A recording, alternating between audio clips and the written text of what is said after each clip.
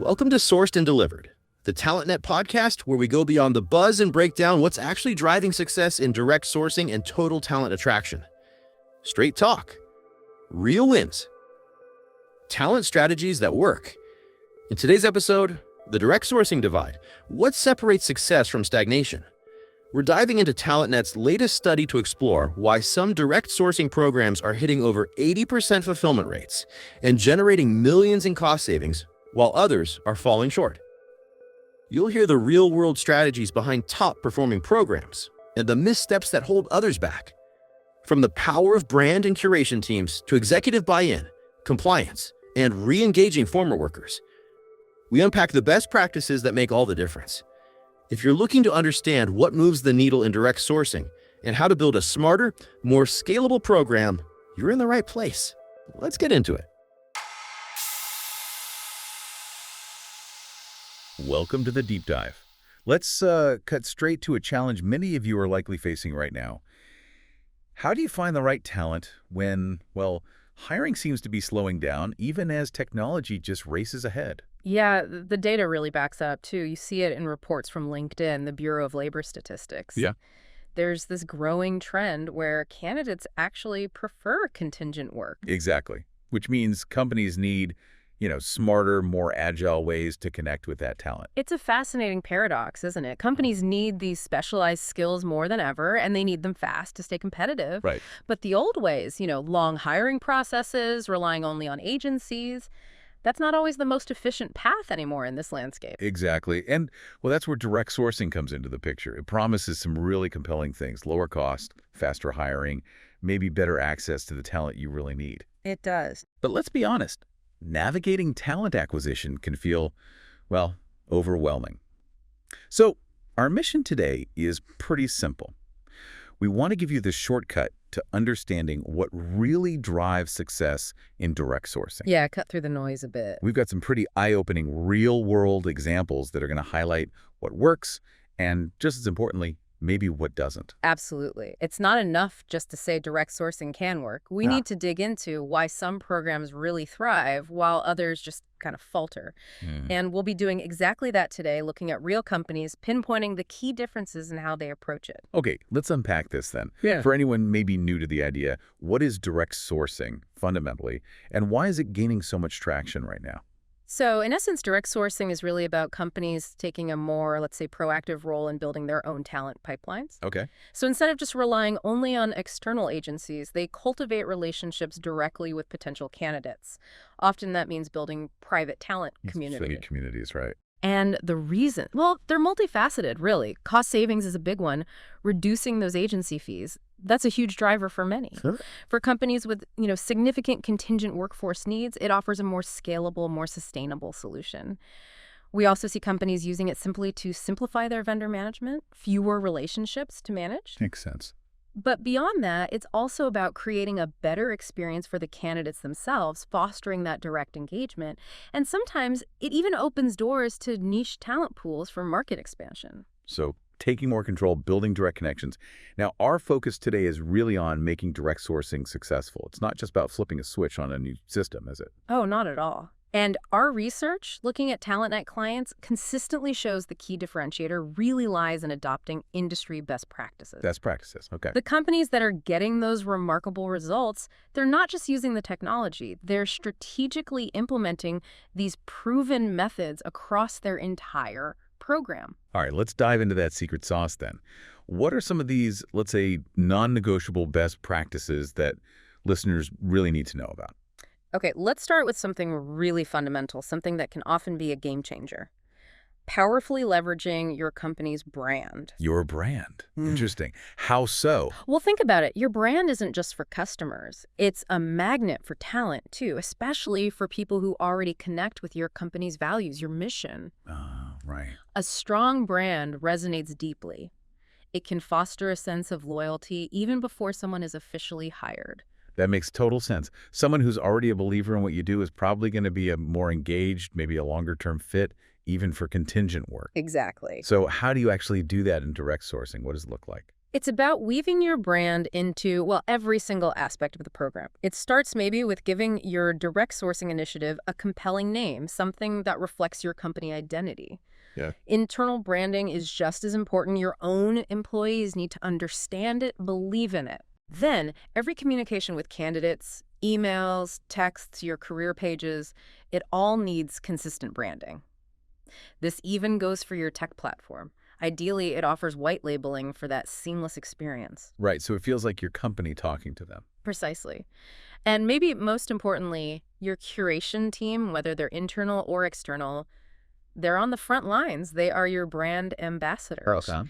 They should be using company email addresses, maintaining a professional branded presence online. It sounds like creating this really cohesive, positive brand journey, specifically for potential contingent workers. Okay, what's another critical element for success? Compliance and data privacy. This is huge. And it's not just a box-ticking exercise. Right. It's about building trust and operating ethically, especially with all the regulations today. Direct sourcing means handling candidate data, often sensitive stuff, so you absolutely need rigorous adherence to privacy laws. So you need legal involved early. Definitely. Engaging your legal teams early in the program's development is really essential to navigate all those complexities effectively. Okay, so what specific assurances should companies look for when they're choosing, say, a direct sourcing tech partner? You want to look for partners who hold key data privacy certifications.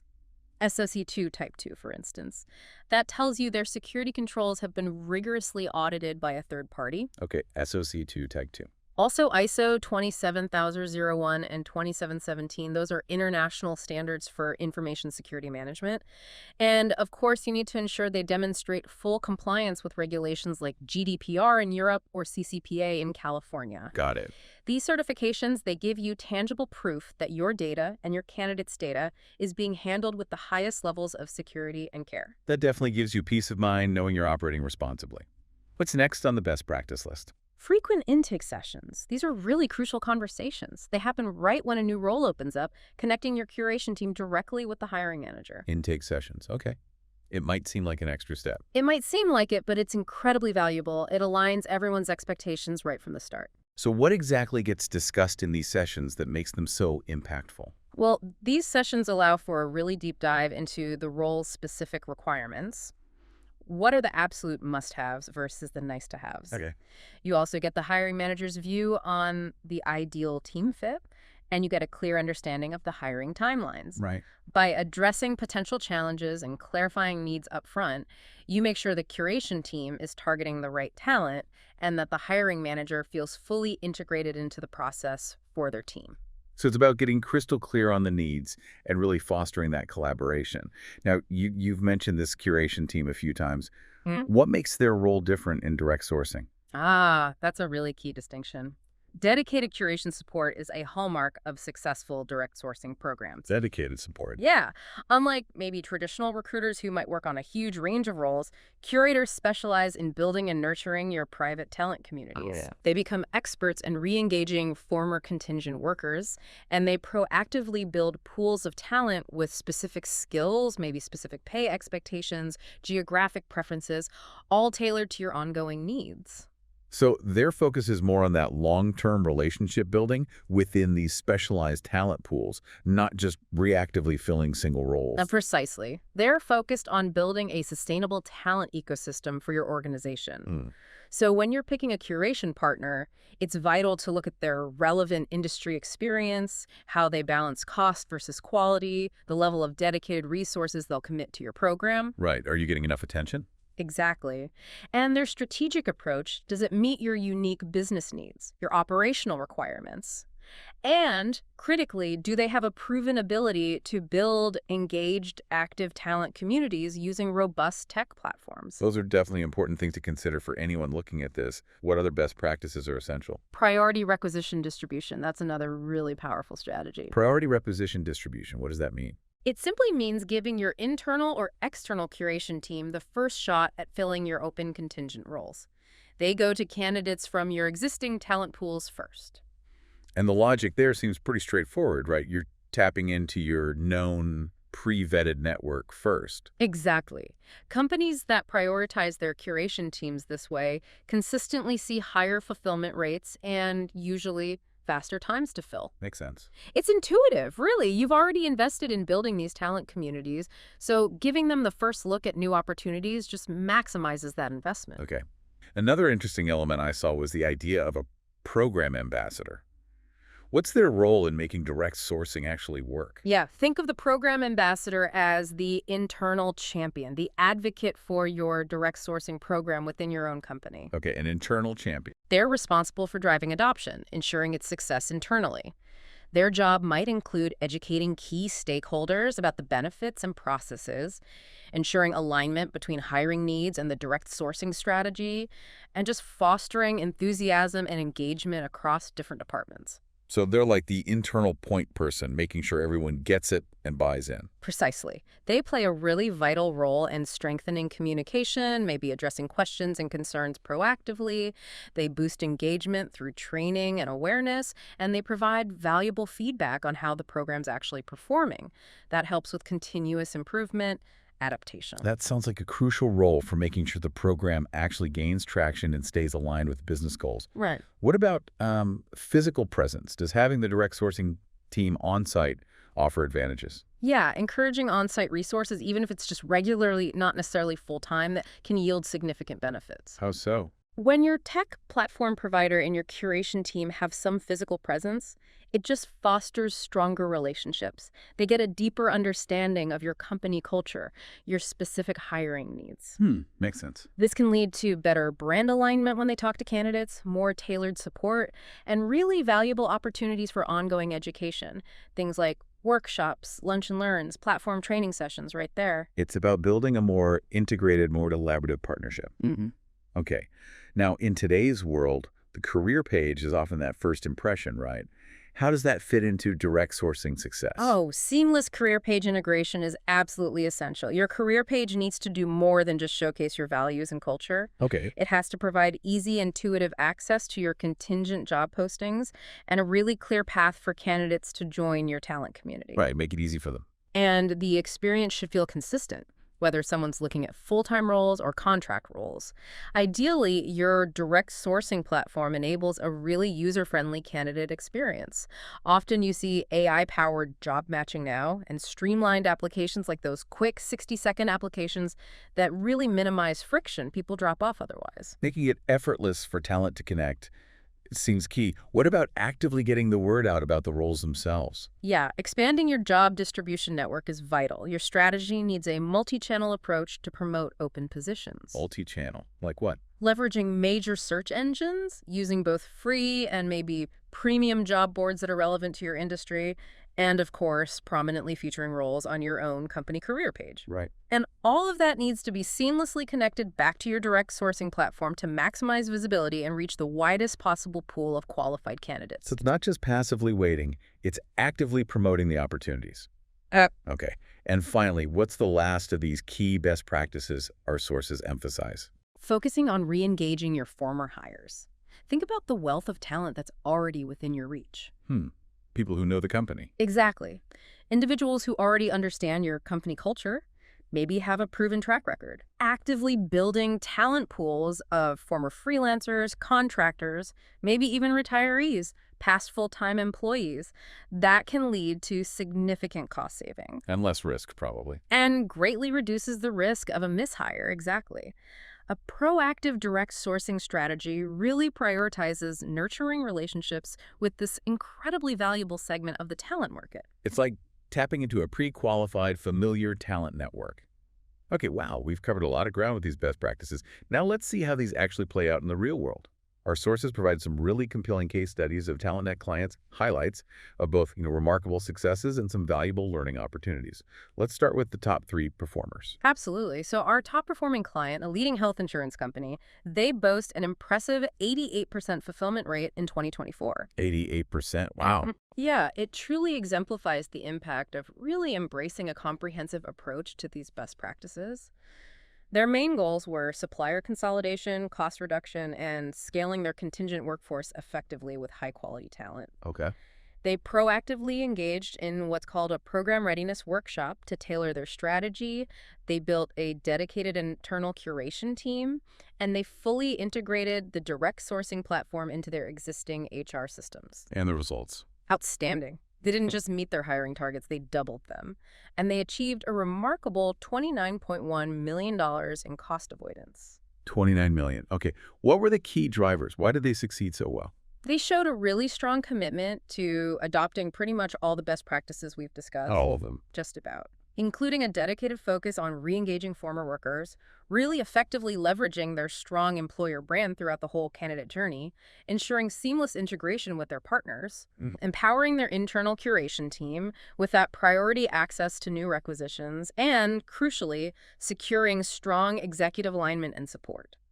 That ensured the program was deeply integrated with their main business objectives. It really sounds like a truly holistic, strategically driven approach. Yeah. Okay, let's look at the second success story. Right. That's a well-known global social media company. They saw a huge jump in their fulfillment rate from just 12% back in 2021 to an impressive 50% in 2024. That's a massive improvement. Huge.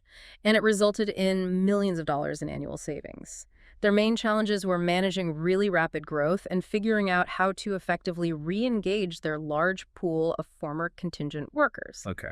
Like the top performer, they also did a program readiness initiative. They focused heavily on leveraging their powerful brand, strategically appointing those program ambassadors internally.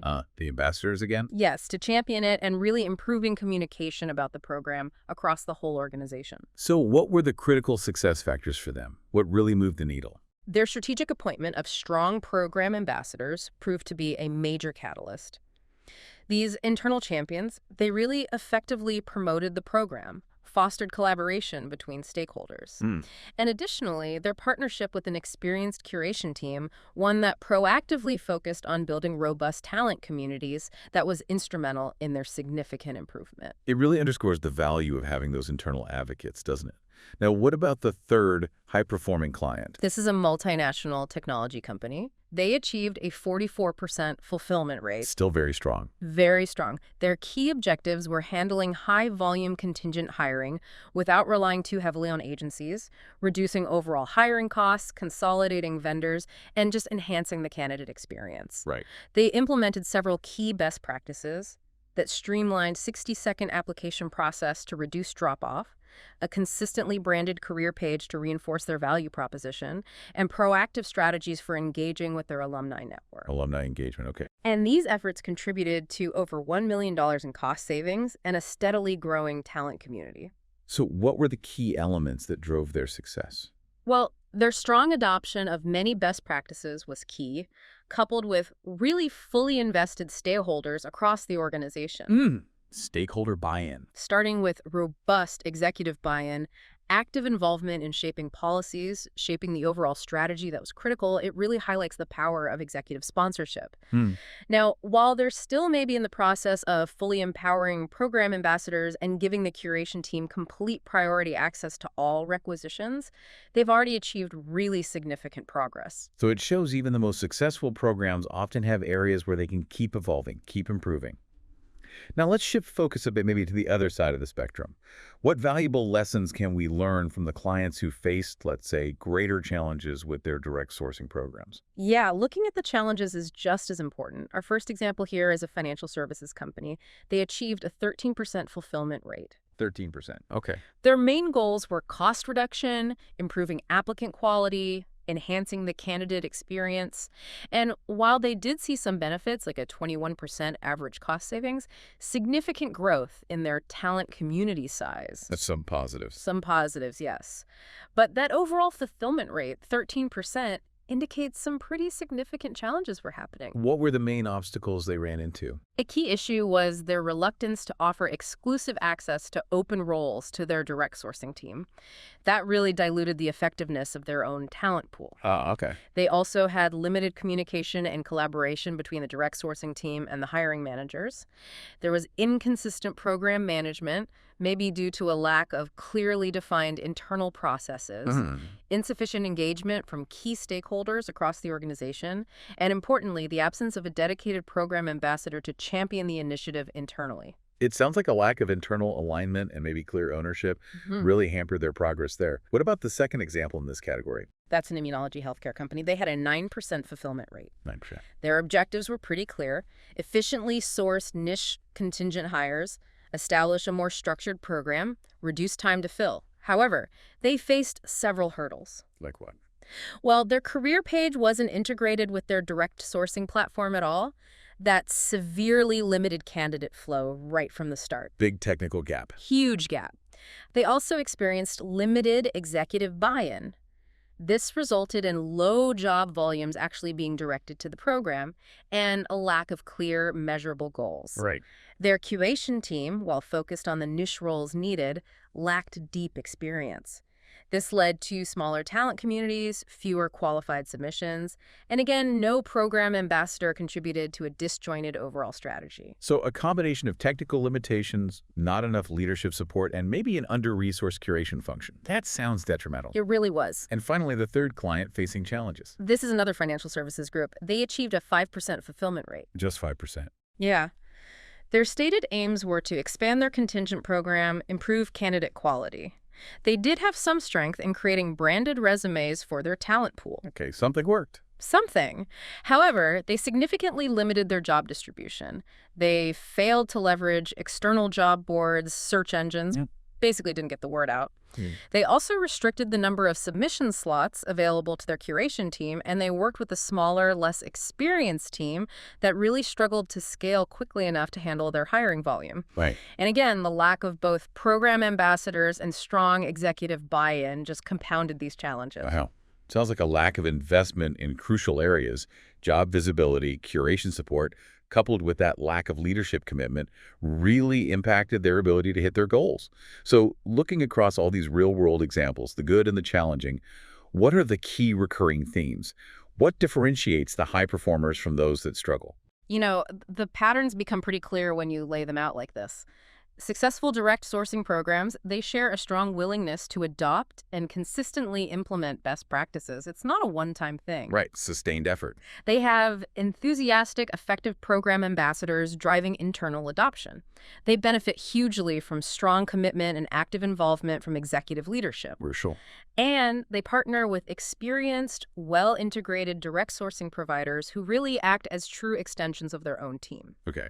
And conversely? Conversely, the programs that underperform often lack that consistent executive buy-in. They fail to fully or consistently implement key best practices over the long term. They don't have a dedicated program ambassador, and they tend to rely on more reactive rather than proactive curation efforts. So it's really clear. Technology alone isn't the magic bullet. It's the strategic application of these principles and the people driving the program that truly make the difference. Now, just to give our listeners some broader context, what's the overall picture? What were the average fulfillment rates across all these clients? Yeah, it's interesting to see the spread. Across these 6 TalentNet clients in 2024, we saw that range of contingent workforce fulfillment rates: 88%, 50%, 44%, 13%, 9%, and 5%. Big range. Huge range. When we calculate the average across all 6, it comes out to roughly 34.83%. 25%, roughly. Yeah. And that really highlights the significant variability in outcomes, and it underscores our central point. The strategic adoption of best practices is just a critical determinant of success. That gives us a really valuable benchmark and reinforces everything we've been discussing. So for companies listening, maybe they're considering implementing direct sourcing, or maybe they're looking to optimize an existing program. What's the core takeaway message here? I think the core message is that direct sourcing holds tremendous potential. It really can revolutionize how you acquire talent. It offers a significant competitive advantage by enabling that proactive hiring, the cultivation of engaged, pre-vetted talent pools. But realizing that potential isn't automatic. It demands a committed strategic approach. It needs to be centered on the consistent implementation of these industry best practices we talked about, and the cultivation of strong collaborative partnerships with your technology and curation providers. Absolutely. It's definitely not a passive strategy. Yeah. It requires ongoing attention, real commitment to these key principles. Considering the common threads we've uncovered today, this importance of proactive engagement, strong internal branding for talent, strategic partnerships, here's a thought to leave you with. What's one area within your organization where applying a more community-driven approach to talent acquisition, maybe even beyond your immediate hiring needs, could potentially unlock surprising benefits and long-term value. It's definitely something to think about. Thanks for joining us for this deep dive.